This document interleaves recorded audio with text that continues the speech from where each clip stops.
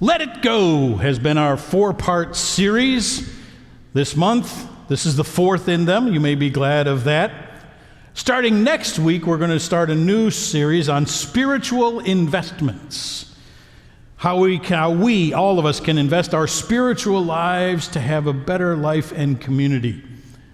Next Sunday is also Remembrance Sunday, a very moving time in this congregation and for all of us. So be sure and join us for that and for communion. So today, let it go. Dare God. You may have noticed that we're wearing red today in our stoles and fineries. That's because today is Reformation Sunday. How are you on your church history? Reformation Sunday is a special day in the church. It marks the time in 1517 that Martin Luther, not Martin Luther King, Martin Luther nailed 95 theses to the door of the cathedral in Wittenberg, Germany. And that's how you published in those days. There weren't a lot of printing presses and things, so when you wanted the people to read things, you nailed them, you posted them, you put them up.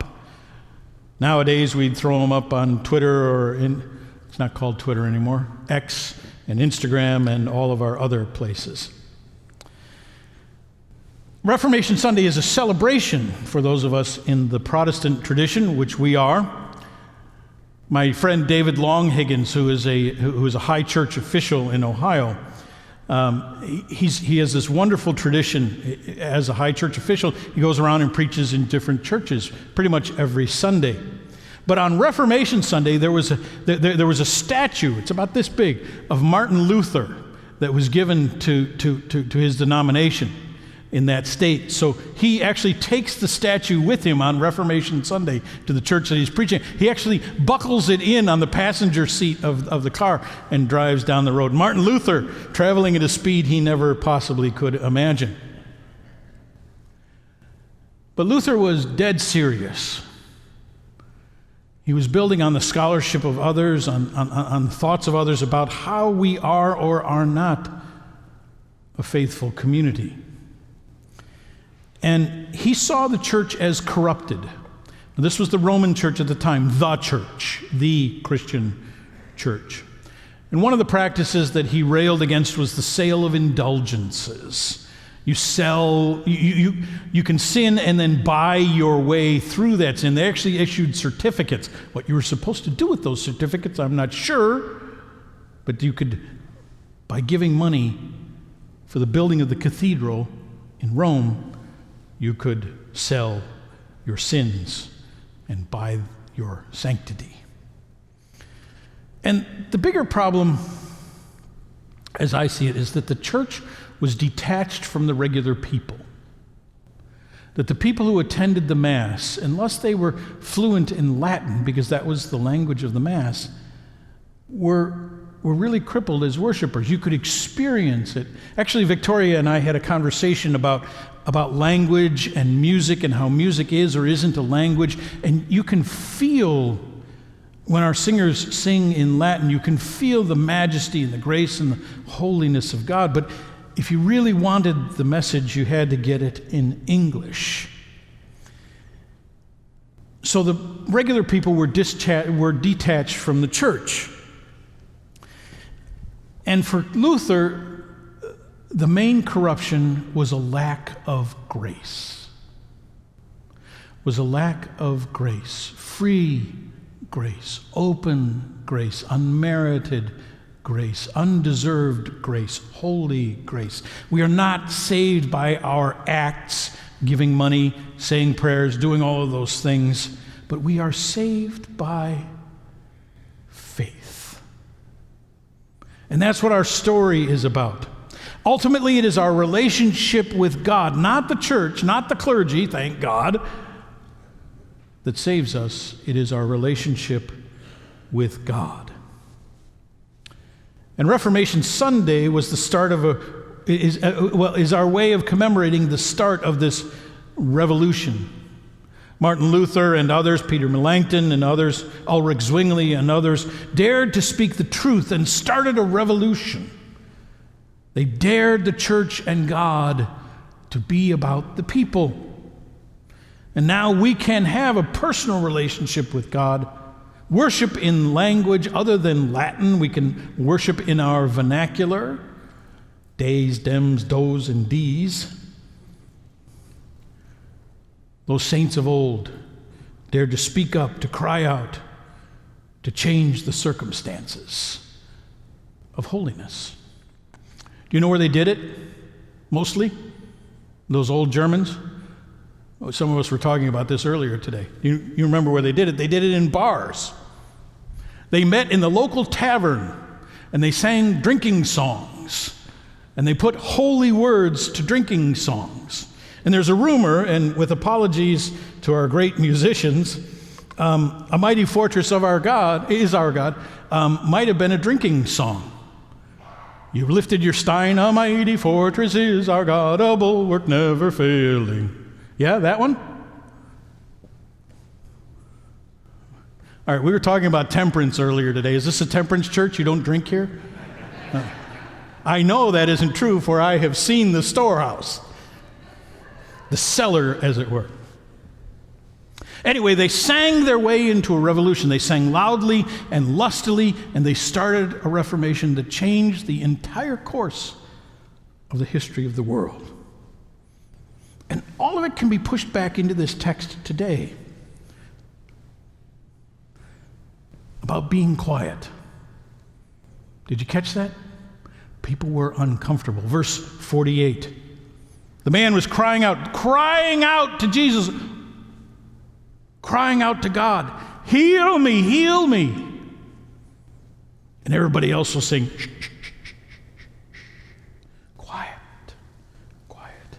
Verse 48, many sternly ordered him to be quiet, but he cried out even more loudly.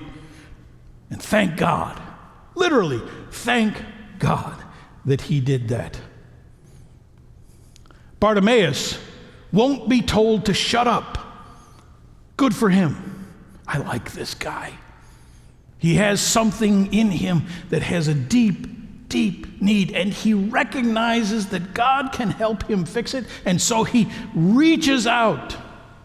Bartimaeus dared God to heal his blindness. Did you catch that? He dared God to heal his blindness, to change his circumstances, to set him free and set him anew.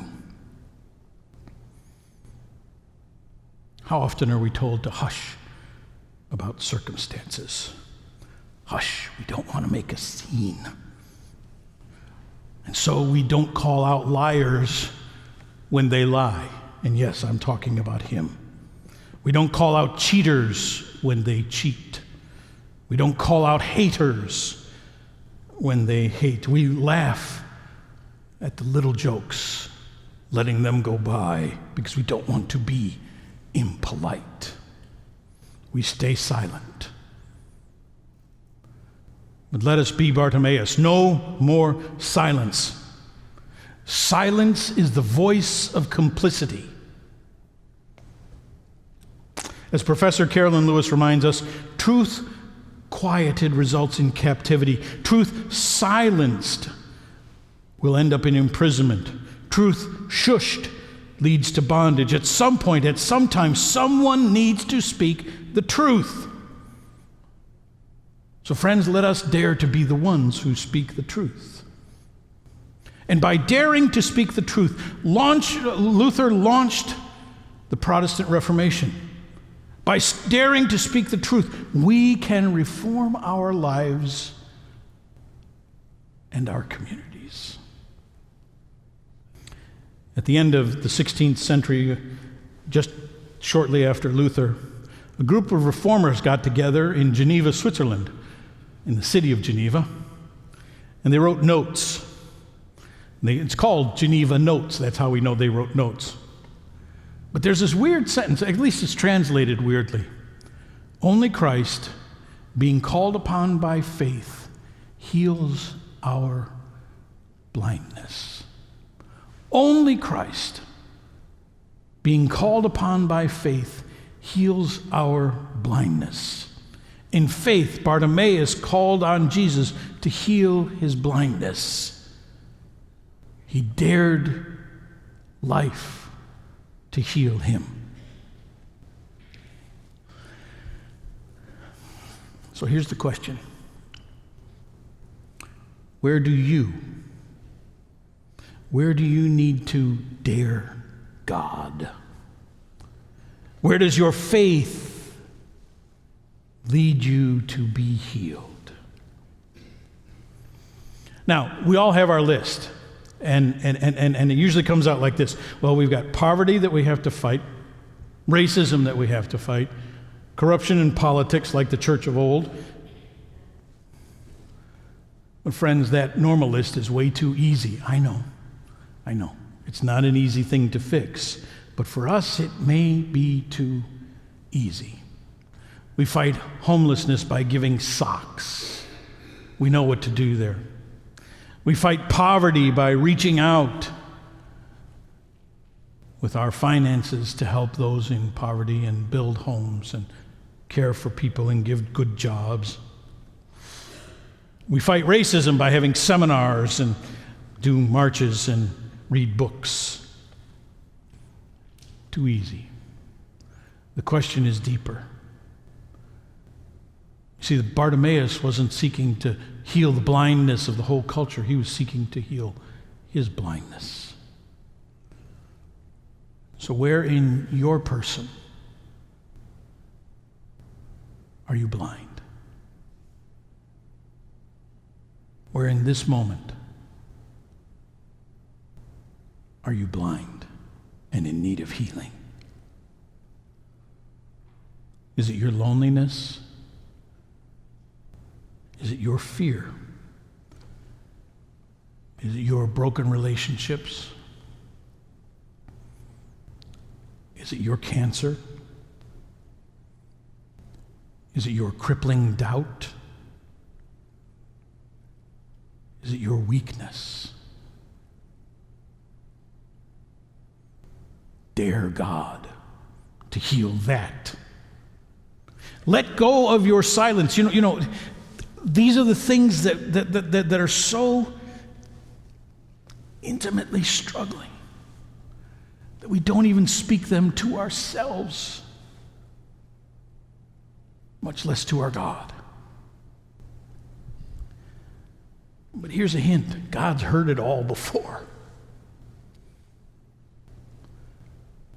So where do you need to cry out to God, heal me in my blindness?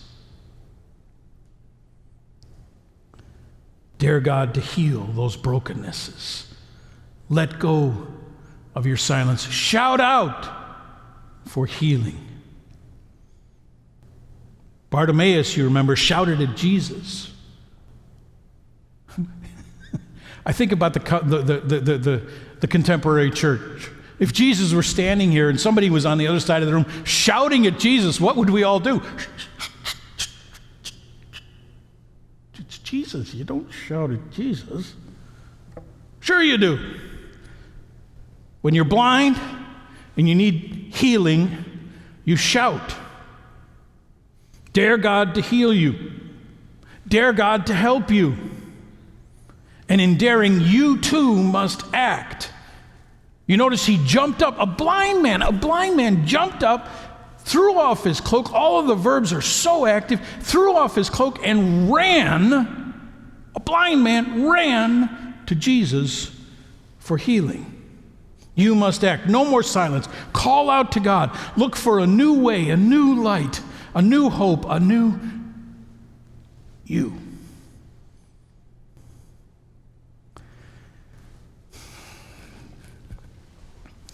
I was working with a deep doubter, someone who really questioned, and at this time in her life, she was able to question everything in her life, should question everything in her life. And she was really struggling with the power of prayer. And she would question everybody about prayer, particularly me, and I would give some saccharine answer. Because deep down inside of me, I'm not always satisfied with the answers. Are you? Are you always satisfied with the answers to your prayers? Particularly the silence? But in her church, there was a woman who had cancer, and that woman was not silent. The instant she had the diagnosis, she put herself on the prayer list, and she would go up to people in the church and say, "You know I have cancer." And they would say, "Yeah, would you pray for me?" Absolutely, people would say. And she had a whole army of people praying for her. And as this young woman was relating this story to me, I'm like, uh-oh, this might not go well. But this woman was given less than a year to live from her cancer. And at a year, she asked everybody to pray prayers of thanksgiving. And at the second year of her survival, she asked everybody to start praying for other people. Prayer doesn't always work the way we think. Healing isn't always the way that we think. Healing is. But it can be a huge difference to reach out in prayer, to reach out to your loved community and say, "I need help." You've got yellow cards every week. It's pretty simple. Text us, email us, call us, approach us after worship. We're glad to pray with you.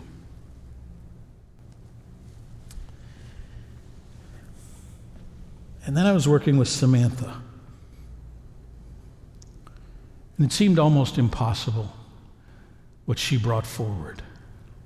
It was a pain that she had kept deep inside of herself for a long time. Her daughter and she were estranged. Her daughter was grown, an alcoholic who never communicated with Samantha, her mother. And Samantha couldn't figure it out. She said, "I went to all of her softball games. I went to all of her school programs. I talked with her as much as I could. I tried to help her every way that I possibly could. And now she won't even communicate with me." And then one day she said to me, "You know, my prayers got specific. I didn't just ask for the relationship to be good. She said, I asked for help. I prayed for my daughter's recovery from alcoholism. And I went to Al-Anon so I could learn about alcoholism. And she wanted peace and a new relationship with her daughter, and she started working at it. And then finally it caught her. How she was broken and where she was blind. Samantha's daughter is a lesbian, and Samantha had condemned her and her relationships all along. Samantha didn't go to the prom. Why not? Samantha didn't date boys. Why not? Surely there's a man out there for you, she would tell her daughter. And so one day she was reading in the church bulletin about PFLAG. You know what PFLAG is? Help me out because I'm not sure I got this right. Parents and Friends of Lesbians and Gays, right? PFLAG. Great organization. Helped all kinds of families, all kinds of my friends. And she sat at PFLAG meetings and listened as a support group worked with her to get her to understand. And the question that she said that struck her the deepest, that healed her the most, was the question of what is love? What is love? And Samantha figured out that just as much as she could love her husband, her daughter could love another. And it really didn't matter who that person was, because she wanted her daughter to experience love. Unconditional love. And she realized that her love was conditional. Did you catch that? So she sent her daughter a long text, apologizing, asking for forgiveness and love. Her daughter is now sober, thank God. And Samantha stood up beside her mother, stood up beside her daughter at her wedding. Dare God to reach deep inside of you, to give you the full faith that you desire, to open your spirit to the change that you really desire, to be transformed. Dare God to change our lives. Dare God to change our spirit so we may be more. Let go of your silence. Dare God to heal you. Dare God to help you. Call out to God. Look for a new way, a new light, a new hope, a new you.